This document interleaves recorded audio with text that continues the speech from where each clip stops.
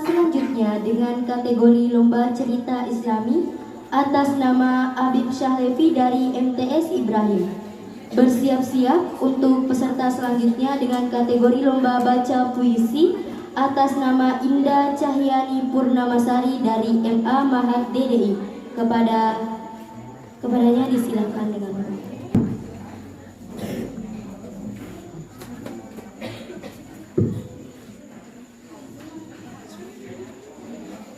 Assalamualaikum warahmatullahi wabarakatuh.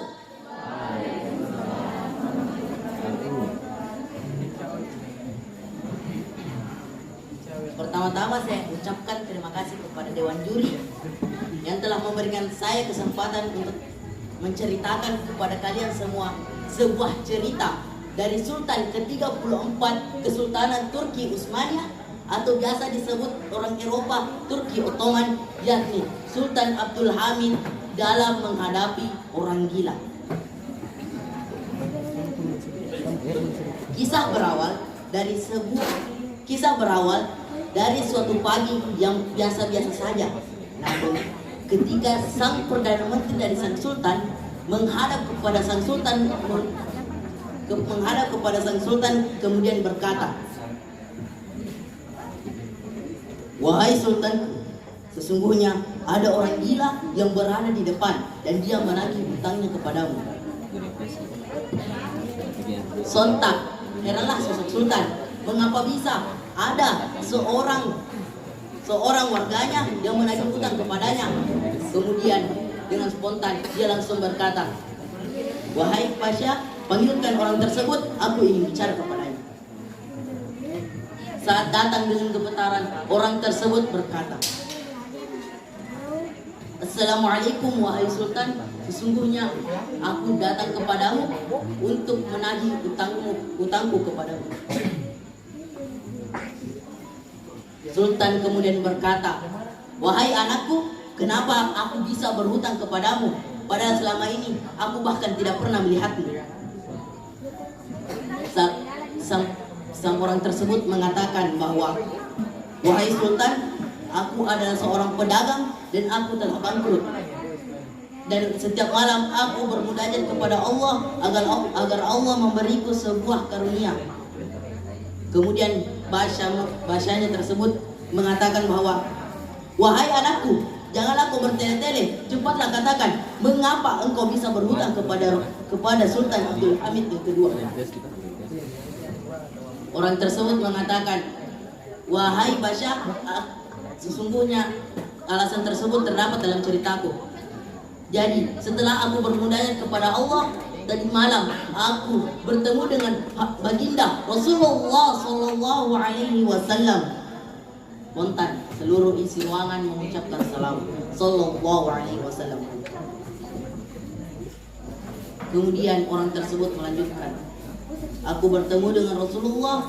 Kemudian dia berkata, "Wahai pemuda, tagihlah utangmu kepada sultanmu. Sesungguhnya Hamidku tidak melaksanakan selawat rutinnya malam tadi." Spontan sang sultan kemudian terkaget dengan hal tersebut. Sambil menangis dia berkata kepada pemuda tersebut dengan berkata, "Wahai anakku, ulangilah sabda Rasulullah Sallallahu Alaihi Wasallam." Pemuda tersebut kembali berkata, "Baginda Rasulullah Sallallahu Alaihi Wasallam mengatakan, Hamidku belum selesai."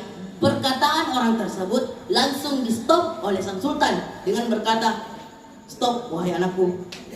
Dia kemudian membuka lacinya, kemudian memberikan sekantung koin emas kepada orang tersebut.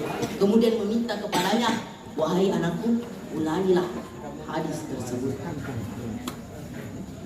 Maka sang pemuda tersebut kembali mengulangi kata-kata tersebut sebanyak 4 kali.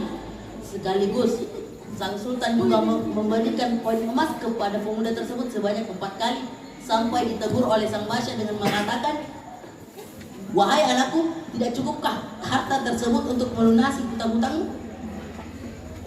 Orang tersebut mengatakan bahwa, "Wahai basya, sesungguhnya hutangku bisa dilunasi dengan harta-harta ini. Terima kasih Sultan, aku akan melunasi hutangku. Kemudian orang tersebut pergi. Maka terheran-heranlah sang Basya tersebut, mengapa Sultan ingin memberikan hartanya secara cuma-cuma kepada orang tersebut. Maka Sultan berkata,